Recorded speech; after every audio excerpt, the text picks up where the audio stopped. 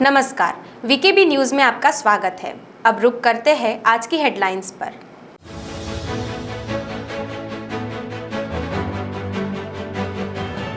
आभूषण हॉलमार्किंग की नई प्रक्रिया के विरोध में आज देश भर का सराफा व्यापार रहा बंद। नागपुर में भी विरोध प्रदर्शन में उतरे सराफा व्यापारी।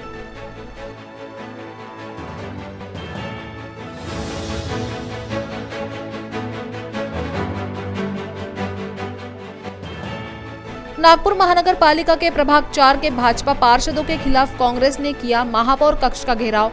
पार्षद लापता का बैनर लेकर पहुंचे थे प्रदर्शनकारी।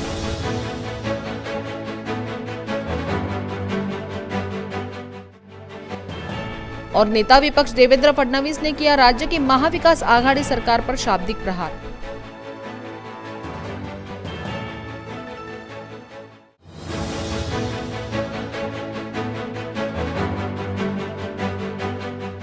और अब खबरें विस्तार से। हॉलमार्किंग की नई प्रक्रिया के विरोध में सोमवार को देश भर में सराफा व्यापार बंद रखा गया है, जिसका असर सोमवार को नागपुर में भी देखा गया है, जहां सोना चांदी ओल कमेटी द्वारा नई हॉलमार्किंग प्रक्रिया का विरोध किया गया। नागपुर में सोना चांदी ओल कमेटी नागपुर सराफा एसोसिएशन द्वारा सराफा व्यवसाय में लादी गई HUID का विरोध किया गया। गौरतलब है कि हाल ही में केंद्र सरकार द्वारा सराफा व्यापार में नई हॉलमार्किंग प्रक्रिया को लाया गया है, जिस पर देश भर का सराफा व्यापार विरोध कर रहा है। इसी कड़ी में सोमवार को देश भर का सराफा व्यापार बंद रहा है, जिसका नागपुर में भी असर देखा गया। व्यापार बचाओ, HUID भगाओ, व्यापार बचाओ, HUID भगाओ, व्यापार बचाओ, HUID भगाओ, व्यापार बचाओ। हम मुनीम नहीं, हम ज्वेलर्स हैं, मुनीम नहीं।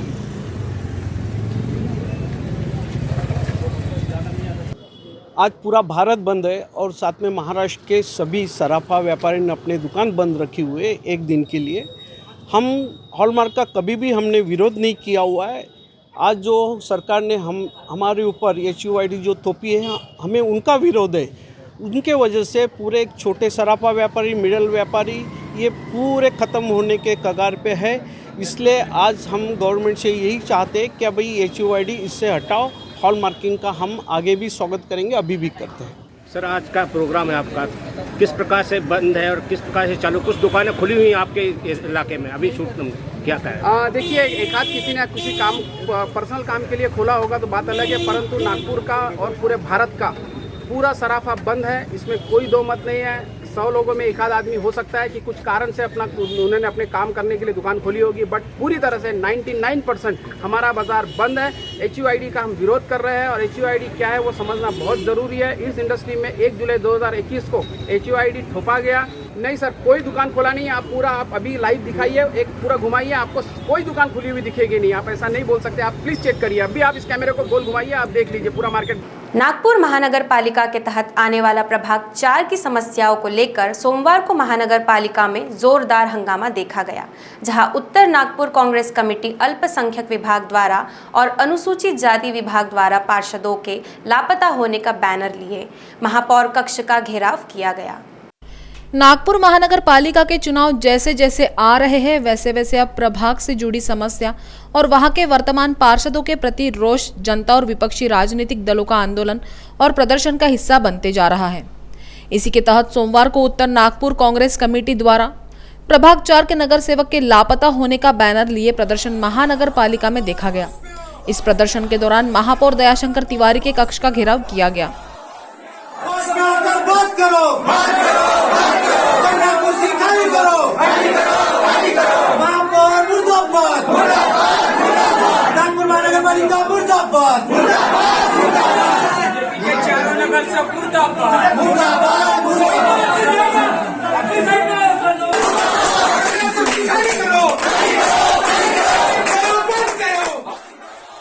ज्ञात हो कि प्रभाग 4 के तहत भाजपा की निरंजना पाटिल, शेषराव गोतमारे, मनीषा आतकरे, राजकुमार साहू ये सभी पार्षद भाजपा के खेमे से आते हैं, जबकि इन लोगों का इलाका कलमना और पारडी से जुड़ा हुआ है, जिन पर रोष व्यक्त करते हुए कांग्रेस के कार्यकर्ता महापौर कार्यालय पहुंचे थे।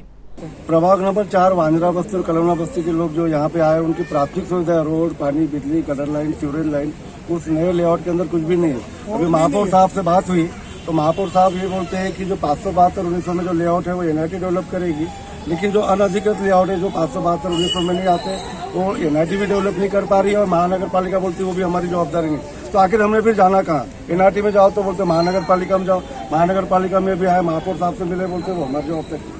तो आखिर पब्लिक में जाना कहाँ? वोट के लिए तो बराबर फिर गली गली में आते हैं, लेकिन जहाँ फिर वो डेवलपमेंट की बात आती है इधर से उधर घुमाते रहते हैं। तो आखिर पब्लिक के साथ न्याय कहाँ पे होगा, ये हमारे अभी भी समझ के बाहर है। भेज दी है और क्या परेशानी है? आपने फोटो लगाया है कि नगर सेवक लापता है? आज हमारा जो प्रभाग क्रमांक 4 है, यहाँ के जो 4 नगर सेवक की बिजली के हैं, इन लोगों को जो बस्ती के लोग हैं, जो वांजरा वगैरह के जो बस्ती है प्रभाग 4 की, यहाँ के लोग कई बार गए 5 सालों में इन्होंने कोई भी विकास कार्य नहीं किया।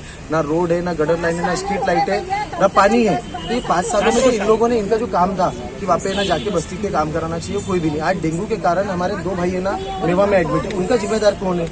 वहाँ पे हम जाओ नगर सेवक के पास तो वो पल्ला झाड़ देते। एनएमसी में आए तो यहाँ पे भी मतलब महापौर ने आश्वासन दिया है, अभी काम नहीं हुआ। आज हमारे को आश्वासन मिला है कि हम काम करेंगे, जोन में उन्होंने फोन लगाया है तो हमारे को एक आश्वासन मिला है, बाकी कुछ भी नहीं हुआ है। और ये जो बस्ती के जो लोग हैं ये इतने परेशान है, आप बस्ती में आके देखो कि नगर सेवक के क्या काम है। वहाँ पे रोड ही नहीं है, ना गटर लाइन है, ना पानी की व्यवस्था है। टैंकर आती है तो टैंकर है ना घुस जाते हैं वो कच्चे रोड में, और क्या कहते हैं सांप बिच्छू आने टाइम। अभी बरसात के पानी जो जमा हो रहा है उसके कारण सांप पाप निकलते हैं, एक लड़की भी मरी है। अब इसका जिम्मेदार कौन है भैया? और यहाँ पे आओ तो यहाँ पे भी अभी कोई रास्ता नहीं मिला है, सिर्फ आश्वासन मिला है हमारे को, बाकी कुछ नहीं। महाराष्ट्र की महाविकास आघाड़ी सरकार पर एक बार फिर नेता विपक्ष देवेंद्र फडणवीस ने प्रहार करते हुए किसानों का मुद्दा उठाया है, जबकि पत्रकारों को फ्रंट लाइन वर्कर्स का दर्जा दिया जाए, ऐसी मांग उन्होंने इस दौरान की। मैं ऐसा मानता हूं कि वैक्सीनेशन बहुत ही ज़रूरी है, क्योंकि पूरे देश में अगर हम देखें तो चाहे वो डेल्टा वेरिएंट हो या उसके पहले का कोई भी वेरिएंट हो, जहां पर वैक्सीनेशन के 2 डोज हो गए, ऐसे जगह पर एसिम्टोमेटिक लोग कोरोना इन्फेक्टेड हुए, लेकिन सिम्टोमेटिकली कोई बहुत इफेक्ट हुआ है या किसी को अस्पताल में एडमिट करना पड़ा, ऐसा नहीं हुआ है। तो इसलिए मुझे लगता है बहुत ज़रूरी है, और विशेष रूप से मैं तो ऐसा मानता हूँ पत्रकारों के लिए सबसे ज़्यादा ज़रूरी है, क्योंकि ये सारे कोरोना के काल में जो चंद लोग फील्ड के ऊपर लगातार घूम रहे थे, जिनको लॉकडाउन का जिनके ऊपर असर नहीं था, क्योंकि उनका काम ही जनता में जाना है, तो इसलिए ऐसे समय सबसे ज़्यादा वल्नरेबल जो ग्रुप्स है उसमें पत्रकार थे। तो मैं मानता हूं कि ये बहुत पत्रकारों के लिए आवश्यक है। मैं ये समझ ही नहीं पाया कि महाराष्ट्र में क्यों नहीं हो पा रहा है। देखिए, मैंने माननीय मुख्यमंत्री जी से निवेदन किया, कई लोगों ने निवेदन किया, परंतु जब देश की 15 सरकारें पत्रकारों को फ्रंटलाइन वर्कर घोषित करती है, तो वैसे तो हमेशा महाराष्ट्र जो है, हम ये कहते हैं कि पुरोगामी है, ये सबसे पहले निर्णय लेने वाला है। पता नहीं इस मामले में कहाँ अटका है और ऐसी कौन सी बात है जो इसको अटका रही है। पर मेरा अभी भी माननीय मुख्यमंत्री जी को मेरी अपील होगी कि महाराष्ट्र में तुरंत हमारे तमाम पत्रकारों को फ्रंटलाइन वर्कर्स घोषित किया जाए। देखिए, अभी इसमें तो मुझे आश्चर्य लगता है कि इस सरकार को कोर्ट मंजूर है कि नहीं, क्योंकि हाई कोर्ट ने ऑर्डर दिया, उसके खिलाफ ये सुप्रीम कोर्ट गए, सुप्रीम कोर्ट ने इनकी पिटीशन नकार दी, और अब हाई कोर्ट कंटेम्प्ट शुरू कर रहा है। अब तो हमारे मन में कोई शंका नहीं बची। हम जो कहते थे कि ट्रांसफर और पोस्टिंग का बड़ा स्कैम है, अगर स्कैम नहीं होता तो जानकारी तो दे रहे थे, जानकारी क्यों छुपाते? तो अब तो ये बहुत स्पष्ट हो गया कि बहुत बड़ा स्कैम। गंगा जमुना परिसर में सुबह उस समय हड़कंप मच गया जब राष्ट्रवादी कांग्रेस पदाधिकारी ज्वाला धोटे के नेतृत्व में बस्ती की वारांगनाओं ने पुलिस द्वारा गलियों में लगाए गए बैरिकेड को हटाना शुरू कर दिया। ठीक इसी समय राष्ट्रवादी प्रदेश महासचिव आभा पांडे को नागरिकों ने इसकी सूचना दी। सैकड़ों की संख्या में परिसर के नागरिक वहां जुट गए और बैरिकेड हटाने का विरोध किया। एक और नागरिक और दूसरी ओर वारांगनाएं आमने सामने डट गए।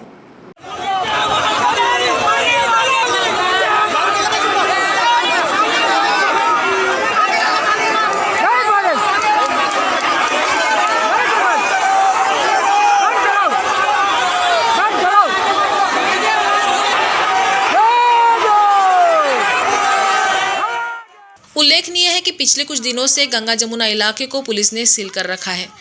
नागरिकों का कहना था कि किसी भी हालत में बस्ती में गंदा काम नहीं होने देंगे। वहीं वारांगनाओं का नेतृत्व कर रही ज्वाला धोटे ने कहा कि पहले इनका पुनर्वास किया जाए और उसके बाद ही यहाँ बंदी लगाई जाए, क्योंकि ये उनकी रोजी रोटी का सवाल है। नागरिकों के साथ पांडे ने भी बस्ती को बंद करने की पुलिस प्रशासन की कार्रवाई का समर्थन किया। नागरिकों के साथ भाजपा के पूर्व नगर सेवक राजेश धकाते, नगर सेवक मनोज चाफले, वंदना यंगटवार भी शामिल थे। दोनों ओर से नारेबाजी की जाने लगी और इससे पहले कि तनाव बढ़ता, पुलिस अधिकारी का दल बल के साथ वहां पहुंच गए। वारंगनाओं की ओर से धोटे का कहना था कि जब तक केंद्र या राज्य सरकार की ओर से इनका पुनर्वास नहीं किया जाता, तब तक इन पर किसी तरह की कार्रवाई नहीं होनी चाहिए। दोनों पक्ष अपनी अपनी मांगों को लेकर रोड पर डटे रहे। करीब 3 घंटों तक दोनों ओर से नारेबाजी की जाती रही। पहले से ही परिसर में पुलिस दल मौजूद था, लेकिन धोटे के नेतृत्व में बस्ती की गलियों में लगाए गए बैरिकेड को हटाकर रास्ता शुरू कर दिया गया। जब अतिरिक्त पुलिस दल आया, तब अधिकारियों ने दोनों पक्षों को समझाकर हटाने का प्रयास किया, लेकिन जब लोग नहीं माने तो हल्का बल प्रयोग कर भीड़ को खदेड़ा गया। वारंगनाओं के पक्ष में कुछ तृतीय पंथी भी नजर आए। या व्यतिरिक्त मी अजून काही बोलू शकत नाही। आणि काही लोकांनी, जे कोणी आहेत मी त्यांना ओळखत नाही, काही लोकांनी आरोप केलेला आहे की ज्वाला धोटेंचा या वस्तीशी संबंध नाही। यावर मी आपल्याला उत्तर देते। ज्वाला धोटेचा या वस्तीशी संबंध नाही। ही जी संघटना आहे, या संघटनेच्या संरक्षणाचा बेडाच आमच्या वडिलांनी उचलला होता, हे जगजाहीर आहे।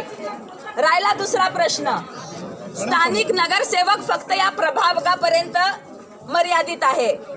ज्वाला जांबवंतराव धोटे राष्ट्रवादी काँग्रेस पक्षाच्या अर्बन सेलच्या शहर अध्यक्ष आहेत आणि तुम्ही म्हणता की ज्वाला धोटेंचा या वस्तीशी संबंध नाही। मी संपूर्ण शहराची अध्यक्ष आहे। विदर्भवीर भाऊ जांबवंतराव धोटेंनी अन्याय अत्याचार विरुद्ध लढण्यासाठी विदर्भ अन्याय निवारण समितीची स्थापना केली होती। त्या विदर्भ अन्याय निवारण समितीची मी विदर्भाची प्रदेश अध्यक्ष आहे आणि तुम्ही म्हणता की या वस्तीशी ज्वाला धोटेंचा संबंध नाही। अरे ही वस्ती ज्या शहरात बसलेली आहे, त्या नागपूर शहराचे आमचे वडील 11 वर्ष खासदार होते। माझी खासदाराची मी मुलगी आहे आणि तुम्ही म्हणता की ज्वाला धोटेचा या वस्तीशी संबंध नाही।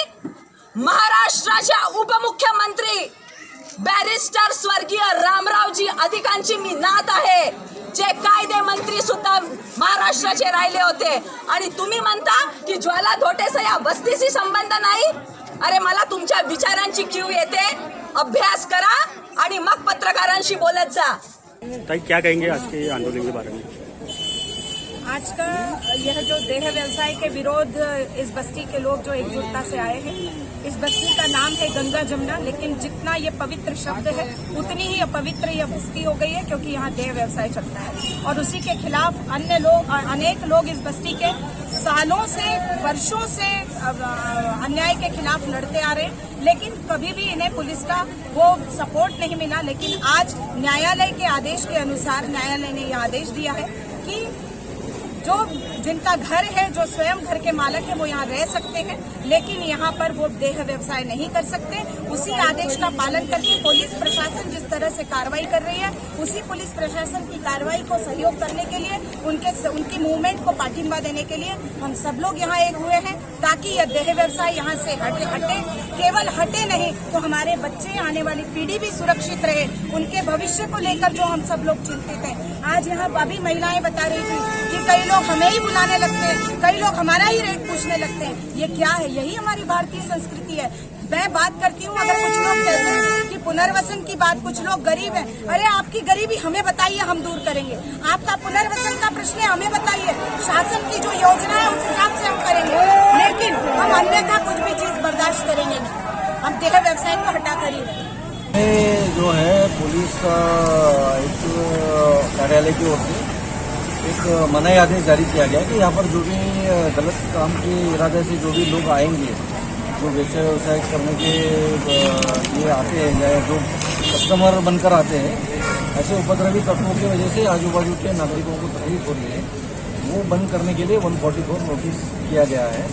यहाँ पर जो भी रहवासी है या जिनके मकान है, उनको कोई किसी तरीके का प्रतिबंध किया गया नहीं है। तो जो लोग हैं आपस में कन्फ्रंटेशन ना करें और व्यवसाय को जो कोई भी करवाता है या जो कोई प्रोत्साहन दे रहा है और जो कोई उसको फैसिलिटेट करता है, मतलब खुली भाड़े पे देता है या रूम देता है, और जो नाबालिग कोई लड़कियों को लाके भी उनको रूम देता है, तो ये गलत है, कायदेशीर गलत है, तो उसमें भी कार्रवाई होगी, यही हमारा कहना है।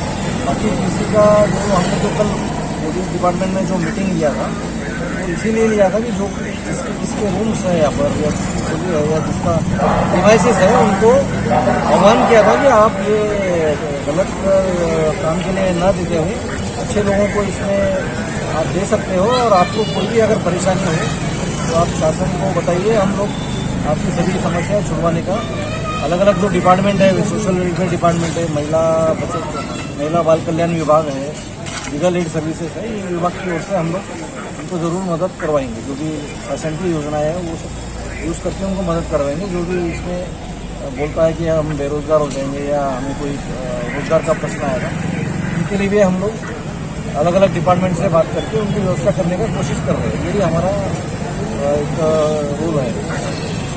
राज्य के क्रीड़ा मंत्री सुनील केदार के विरोध में कांग्रेस नेता आशीष देशमुख खुलकर सामने आ गए हैं। देशमुख ने मुख्यमंत्री उद्धव ठाकरे को पत्र लिखकर केदार को मंत्रिमंडल के बाहर करने की मांग की। पत्र में कहा कि केदार की वजह से नागपुर जिला मध्यवर्ती सहकारी बैंक डूब गया, जिसमें बड़ा भ्रष्टाचार हुआ। पत्र में आशीष देशमुख ने कहा कि 150 करोड़ रुपए की अनियमितता के मामले में सुनील केदार व अन्य 10 आरोपियों के खिलाफ न्यायालय में मुकदमा चल रहा है। कांग्रेस नेता आशीष देशमुख ने अपने ही पार्टी के नेता और वर्तमान में मंत्री सुनील केदार के खिलाफ फिर आवाज उठाई है, जिन्हें तत्काल मंत्रिमंडल से बेदखल करने का पत्र मुख्यमंत्री को लिखा है, जिससे हलचल मच गई है। देशमुख ने पत्र में कहा है कि सुनील केदार की वजह से वर्धा जिला बैंक, उस्मानाबाद जिला बैंक को भी नुकसान पहुंचा। सहकारिता विभाग के 3 अंकेक्षकों ने केदार को मुख्य आरोपी करार देते हुए दोषी बताया है। सुनवाई अंतिम दौर में होने के बावजूद ज्योति वजानी की जगह सरकारी वकील के रूप में केदार ने खुद के मित्र आसिफ कुरैशी की नियुक्ति कराई। कुरैशी महाराष्ट्र प्रदेश कांग्रेस के लीगल सेल के भी अध्यक्ष है। सरकारी वकील की नियुक्ति भी तत्काल रद्द की जानी चाहिए। कुरैशी की जगह पर उज्जवल निकम जैसे सक्षम वकील की नियुक्ति करे। केदार का इतिहास आपराधिक रहा, ऐसे व्यक्ति का महाराष्ट्र मंत्रिमंडल में रहना राज्य के लिए शर्म की बात है। उनके खिलाफ अलग से न्यायालय में मामला चलाना चाहिए। नागपूर डिस्ट्रिक्ट सेंट्रल कोऑपरेटिव्ह बँकेमध्ये आजपासून 19 वर्षापूर्वी 150 कोटी रुपयाचा गैरव्यवहार, भ्रष्टाचार हे तत्कालीन जिल्हा बँकेचे अध्यक्ष सुनील केदार यांच्या सहमतीने होम ट्रेड सिक्युरिटीजच्या माध्यमातून झाला। शासकीय रोखे खरेदी करण्याच्या नावाने गोरगरीब जनतेचे फिक्स डिपॉझिट धारकांचे 150 कोटी रुपये हे त्या निमित्ताने भ्रष्टाचाराच्या मार्गे काढण्यात आले। आजही 19 वर्षानंतर ह्या संपूर्ण याच्यामध्ये न्याय अपेक्षित होता, अजूनही तो होऊ शकतो, पण सुनील केदार हे राज्य सरकारमध्ये मंत्री आहेत आणि मागच्या 3-4 महिन्यापूर्वी सरकारी वकील बदलण्यात आला। काँग्रेसच्या मंत्र्यांच्या केसमध्ये काँग्रेसच्या प्रदेश मायनॉरिटी विभागाचे अध्यक्ष श्री आसिफ कुरैशी यांना सरकारी वकील म्हणून सरकारने नेमून या संपूर्ण न्यायिक प्रक्रियेवर कुठेतरी डमी सरकारी वकील देण्याचा जो प्रयत्न आहे, ज्या माध्यमातून न्याय जसा 19 वर्ष लागला नाही तसा अजून समोर नेण्याचा, किंबहुना कोणाला तरी वाचवण्यासाठी तर नाही आहे ना, अशा प्रकारचं एक पत्र मी आज सन्माननीय मुख्यमंत्री उद्धवजी ठाकरे साहेबांना लिहिलं आहे। अपेक्षा हीच आहे की चांगल्यातला चांगला सरकारी वकील ह्या एवढ्या मोठ्या भ्रष्टाचाराच्या केसमध्ये सरकारच्या वतीने देण्यात यावा आणि मग त्याच्यामध्ये मंत्री असो किंवा कोणी असो त्याला सजा ही झालीच पाहिजे आणि जनतेचा जो घामाचा पैसा आहे त्याच्यामध्ये न्याय हा नक्की मिळेल, ह्या पद्धतीची सोय आणि ह्या पद्धतीचा चांगला सरकारी वकील सन्माननीय मुख्यमंत्र्यांनी द्यावा। योगायोगाने सन्माननीय मुख्यमंत्री हे न्याय व विधी खात्याचे देखील मंत्री आहे आणि म्हणून त्यांच्यावर ही जबाबदारी अधिक आहे। नागपूर जिल्हा सहकारी मध्यवर्ती बँकेचे 150 कोटी, सोबतच वर्धा बँकेचे, उस्मानाबाद सहकारी बँकेचे असे सगळे मिळून 210 कोटी रुपयाचा हा 2002 सालीचा गैरव्यवहार, भ्रष्टाचार आणि त्यासोबत जी होम ट्रेड सिक्युरिटीचं नाव याच्यामध्ये येत आहे, याच्यामध्ये सुरुवातीच्या 2000 साली जे सीड मनी असतं, जे सुरुवातीचं जे कॅपिटल पाहिजे असतं ती कंपनी सुरू करण्यासाठी, त्यासाठी देखील सुनील केदारांच्या नागपूर डिस्ट्रिक्ट सेंट्रल कोऑपरेटिव्ह बँकेने 40 कोटी रुपये दिले होते, शेअर्समध्ये त्यांच्या इन्व्हेस्ट केले होते. ते कुठंही करणं हे कोणत्याही कायद्याला संगमत नाही आहे. पण आपण पाहतोय की एवढा सगळा भ्रष्टाचार एवढ्या वर्षानुवर्ष जाऊन त्याच्यावर न्याय लागत नाही. आणि म्हणून जनतेच्या वतीने मी मुख्यमंत्र्यांना मागणी करतो आहे की ह्या न्याय मिळवण्याच्या दृष्टीने चांगला सरकारी वकील सन्मान्य उद्धवजी ठाकरे यांनी नागपूर डिस्ट्रिक्ट सेंट्रल कोऑपरेटिव्ह बँकेच्या घोटाळ्यात द्यावा आणि अशा ह्या मंत्र्यांना ज्यांच्यावर भ्रष्टाचाराचे आरोप आहे ते उद्धव ठाकरे यांच्या मंत्रिमंडळात बडतर्फ व्हावे, ही देखील मागणी मी आजच्या दिवशी केली है. नागपुर जिले के कोराडी में रेती लदे ट्रक का पीछा करते हुए पुलिस का वाहन दुर्घटनाग्रस्त हो गया. इसमें चालक पुलिसकर्मी घायल हो गया. हादसा कोराडी थाना अंतर्गत पांजरा परिसर में बिस्किट कंपनी के पास रविवार की रात करीब 9:30 बजे हुआ. प्राप्त जानकारी के अनुसार रेती से लदा ट्रक कोराडी से नागपुर की ओर जा रहा था. ये देखकर हवलदार मनोज अंधारे ट्रक का पीछा करने लगे. पुलिस वाहन में वे अकेले ही थे. बिस्किट कंपनी के पास उन्होंने ट्रक को रोकने के लिए ओवरटेक करने का प्रयास किया, लेकिन विपरीत दिशा से बोलेरो वाहन आ जाने से उनका स्टीयरिंग पर से नियंत्रण छूट गया. बोलेरो को टक्कर मारने के बाद पुलिस वाहन बैरिकेड से टकराकर सर्विस रोड पर पलट गया. हादसे में हवलदार अंधारे गंभीर रूप से जख्मी हो गए. नागरिकों की मदद से उन्हें नागपुर के सरकारी अस्पताल में भर्ती कराया गया है. अब वक्त हो गया है छोटे से ब्रेक का. मिलते हैं एक ब्रेक के बाद. बाय.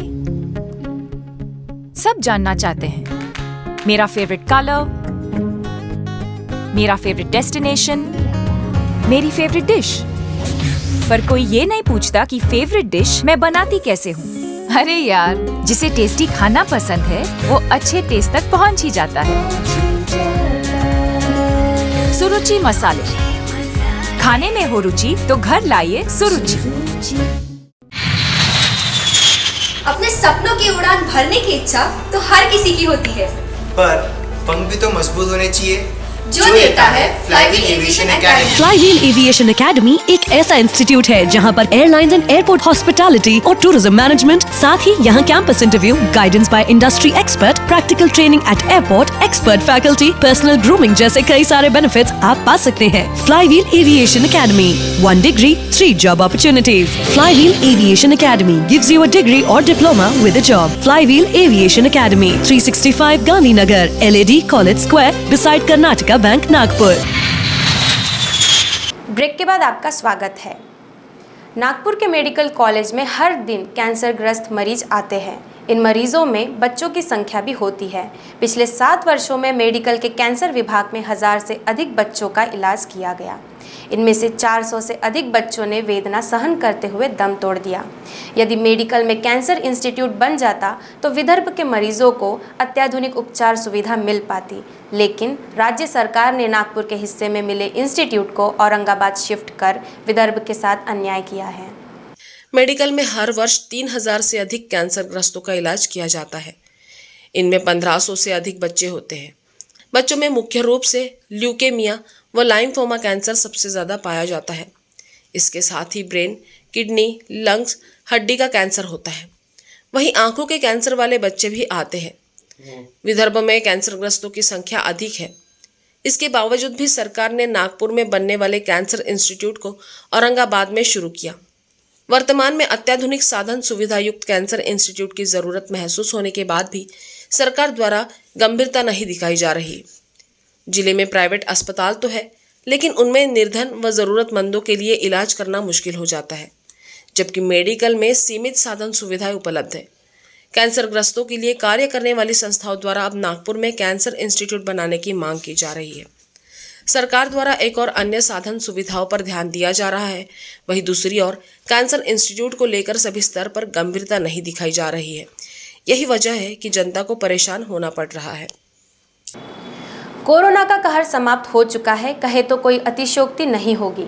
एक समय था जब हजारों की संख्या में मरीज अस्पतालों में भर्ती थे और लोगों को बेड के लिए भटकना पड़ रहा था, लेकिन अब हालात सामान्य हो चुके हैं। संडे को जिले भर के विविध अस्पतालों में केवल 45 संक्रमित उपचार के लिए भर्ती थे, वहीं मात्र 37 होम क्वारंटाइन होकर अपना उपचार करवा रहे हैं। इस तरह कुल 82 मरीज ही कोरोना के हैं। इनमें भी सिटी के 75 है, जबकि ग्रामीण भागों के केवल 7 का समावेश है। संडे को पूरे जिले भर में 4,344 स्वैब टेस्ट की रिपोर्ट आई, उसमें से मात्र 2 नए पॉजिटिव पाए गए हैं और दोनों ही पॉजिटिव सिटी के हैं। दोनों पॉजिटिव सिटी के हैं। जिले में कोरोना वायरस अब समाप्ति की ओर है। ग्रामीण भागों में मरीजों की संख्या तेजी से घटी है। इसके बाद भी प्रशासन व डॉक्टरों द्वारा अभी भी नागरिकों से सतर्कता बरतने की अपील लगातार की जा रही है। चूंकि तीसरी लहर का भय बना हुआ है, इसलिए सतर्क किया जा रहा है। जिस तरह अनलॉक के बाद अब कोरोना के प्रोटोकॉल का उल्लंघन जमकर किया जा रहा है, वही कहीं खतरनाक साबित न हो जाए। बाजारों में भीड़ उमड़ रही है। बसों में तो अब जितनी सीट उतनी सवारी के नियम भी नहीं माने जा रहे हैं। स्टैंडिंग में सवारियां भरी जा रही है। लोगों ने अब मास्क पहनना भी बंद कर दिया है। अधिकतर के मास्क नाक के नीचे ही फॉर्मेलिटी के लिए लटकते नजर आते हैं। सैनिटाइजर का उपयोग भी नहीं के बराबर हो रहा है। सोना चांदी में हो रहे उतार चढ़ाव के बीच त्योहार के इस सीजन में सराफा बाजार में रौनक लौट आई है। ग्राहक अगर सोने चांदी की खरीदारी के मूड में है तो खरीदारी कर ले, क्योंकि सोना और चांदी की कीमतों में बड़ी गिरावट हुई है। पिछले 8 माह की तुलना में सोने की कीमत 2600 रुपये प्रति 10 ग्राम और चांदी के 3000 रुपये प्रति किलो नीचे आ गई। इससे एक बार फिर सराफा मार्केट का सोने पे सुहागा होने वाला है। वैसे यह गिरावट उन ग्राहकों के लिए अच्छी खबर है जिनके घर में शादी या अन्य कार्यक्रम है या वे इन्वेस्टमेंट का प्लान कर रहे हैं। इंटरनेशनल मार्केट के असर की वजह से विदेशी बाजारों में सोना गिर रहा है। इसका असर स्थानीय सराफा बाजार में भी पड़ा। लॉकडाउन से फुल छूट मिलते ही सोना व चांदी के खरीदारों को राहत मिल रही है। 1 जनवरी को 24 कैरेट सोने का भाव 51,400 रुपये प्रति 10 ग्राम था, जो 21 अगस्त को 48,800 रुपये पर आ गया। वहीं चांदी के भाव 1 जनवरी को 68,000 रुपये पर पहुंचा था, जो 65,000 रुपये प्रति किलो पर आ गया है। फुल छूट के बाद लोग सराफा बाजार में पहुंच रहे हैं, जिसके चलते बाजार में रौनक बढ़ी है। अगस्त 2020 में सोना लंबी उछाल मारते हुए 58,100 रुपये प्रति 10 ग्राम और चांदी 74,800 रुपये प्रति किलो पर पहुंची थी। लेकिन 7 अगस्त से सोने का डाउनफॉल शुरू हो गया, जो कि अप्रैल के लॉकडाउन होने तक शुरू रहे। लॉकडाउन लगने से पहले सोना 46,000 रुपये के करीब आ गया था। इसमें लॉकडाउन में सराफा मार्केट बंद रहने के बावजूद फॉरेन में तेजी के चलते सोने चांदी में कीमतों पर उछाल मार रही थी। लॉकडाउन में सोना 4,000 रुपये बढ़कर 50,150 रुपये प्रति 10 ग्राम और चांदी 73,000 रुपये पर पहुंच गई थी। इनमें अभी जैसे ही मार्केट पे फुल छूट मिली तो भाव में गिरावट भी शुरू हो गई। गिरावट के चलते लोगों को राहत मिल रही है। सराफा व्यापारियों के अनुसार इंटरनेशनल मार्केट कमजोर रहा तो सोने के भाव कम होना शुरू हो जाते हैं। सोना सस्ता होने से डिमांड मजबूत हो जाती है। शहर के अंदर तेज रफ्तार कार चालकों के कारण हादसों की संख्या लगातार बढ़ रही है। रैश ड्राइविंग के कारण पिछले 3 महीनों में 2 दर्जन से अधिक सड़क हादसे हो चुके हैं, जिनमें कुछ हादसों में तो मौतें भी हो चुकी हैं। वहीं कुछ में वाहन सवार घायल हुए हैं। सिटी की ट्रैफिक पुलिस ने नया आदेश जारी करते हुए सिटी के अंदर रफ्तार की लिमिट तय कर दी है। अगर इससे ज्यादा स्पीड से कोई वाहन चलाता है तो उस पर कड़ी कार्रवाई की जाएगी। ट्रैफिक पुलिस सिटी के अंदर होने वाले सड़क हादसों को कम करने के लिए वाहन चालकों की स्पीड पर लगाम लगाने की पूरी तैयारी कर चुकी है। तेज रफ्तार वाहन चालक अब सिटी के अंदर मनमानी नहीं कर सकेंगे।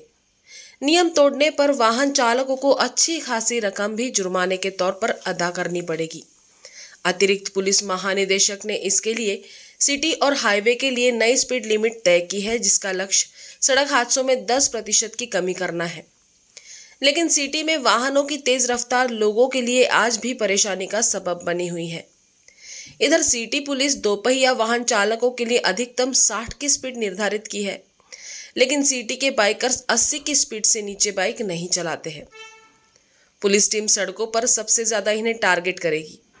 पुलिस का मानना है कि 55% सड़क हादसे बाइक की तेजी की रफ्तार के कारण होते हैं। सिटी के अंदर की सड़कों पर दोपहिया वाहन चालक केवल 50 की स्पीड में ही वाहन चला सकेंगे। तेज रफ्तार वाहन चलाने वालों पर ई चालान किया जाएगा। सिटी के अंदर चलने वाले ऑटो चालकों को भी अपनी रफ्तार पर लगाम लगानी है। पुलिस ने तिपहिया ऑटो चालकों के लिए अधिकतम गति सीमा 50 रखी है। वहीं अन्य छोटी सड़कों पर ऑटो चालक केवल 40 की स्पीड से ही ऑटो चला सकेंगे। 4 पहिया सवारी वाहनों के लिए अधिकतम 60 और अंदर की सड़कों पर 40 की गति से वाहन चलाने के निर्देश दिए गए हैं। राष्ट्रीय स्तर पर जिसका माल उसका हमाल तहत वाड़ी में ट्रांसपोर्ट संगठन की बैठक हुई, जिसमें जिसका माल उसका हमाल के नियम को लागू करने पर जोर दिया। संगठन ने सभा के माध्यम से लेबर चार्ज न देने पर फैसला किया है। बैठक में बताया गया कि जिले में 22 जुलाई से प्रारंभ जागरूकता आंदोलन को भी सफलता मिल रही है। इसी विषय को लेकर वाड़ी वडधामना क्षेत्र के सभी ट्रक सप्लायर्स की एक मीटिंग टाटा मोटर्स वडधामना में संपन्न हुई, जिसमें सभी ट्रक सप्लायर्स ने सर्वसम्मति से निर्णय लिया है कि कोई भी ट्रक सप्लायर किसी भी व्यापारी या किसी भी बुकिंग ट्रांसपोर्टर को साफी भाड़े में ही गाड़ी देगा। ट्रक वाले के भाड़े में से किसी भी तरह की डाला, मुंशियाना, लेबर चार्ज, चाय पानी आदि के नाम पर अवैध कटौती नहीं करवाएगा। ऐसा हुआ तो संयुक्त रोष व कार्यवाही का सामना करना पड़ेगा। इस सभा में जर्नैल सिंह, महेंद्र शर्मा, सुनील शर्मा, स्वामी प्रसाद सूद, राकेश अग्रवाल, अखिलेश सिंह, योगेश चौबे, महेंद्र जैन, नवीन शर्मा, सुनील पांडे समेत बड़ी संख्या में सदस्य मौजूद रहे।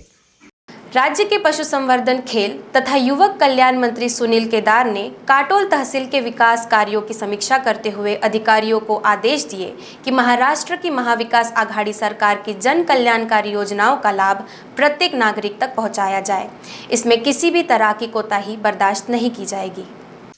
राज्य के पशु संवर्धन, खेल तथा युवक कल्याण मंत्री सुनील केदार ने काटोल तहसील के विकास कार्यों की समीक्षा करते हुए अधिकारियों को आदेश दिए कि महाराष्ट्र की महाविकास आघाड़ी सरकार की जन कल्याणकारी योजनाओं का लाभ प्रत्येक नागरिक तक पहुंचाया जाए।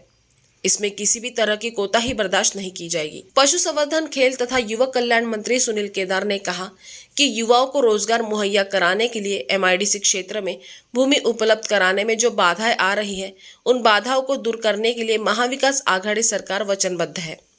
आवास योजना के तहत प्रलंबित मामलों को हल करने के लिए जिला स्तरीय अधिकारियों ने ध्यान देकर शबरी तथा रमाई योजना के साथ अन्य घरकुल योजनाओं का निपटारा किए जाने के निर्देश भी दिए। काटोल तहसील में पीने के पानी की आपूर्ति योजना के तहत गांव-गांव में राष्ट्रीय पेयजल मिशन तथा मुख्यमंत्री पेयजल योजना के तहत मंजूर निर्माण कार्यों का जायजा लिया गया। इस अवसर पर अवर्षण के चलते तहसील के 33 गांवों को अभी भी निजी कुओं से जल अधिग्रहण कर पेयजल आपूर्ति होने की जानकारी गांवों के सरपंचों द्वारा दी गई। इस विषय को जिला प्रशासन ने गंभीरता से लेने के लिए मंत्री केदार ने निर्देश दिए। किसानों के खेतों के कुओं का जलस्तर बढ़ाने के लिए जल संधारण तथा जल संपदा विभाग तथा बिजली वितरण विभाग से किसानों की समस्याओं को हल करने के दिशा निर्देशों के साथ संबंधित अधिकारियों को सभी कार्य सही और तय समय पर पूरा करने के भी निर्देश दिए। तो वीकेबी न्यूज़ में अभी इतना ही। आपसे फिर मुलाकात होगी, तब तक देखते रहिए वीकेबी न्यूज़। नमस्कार।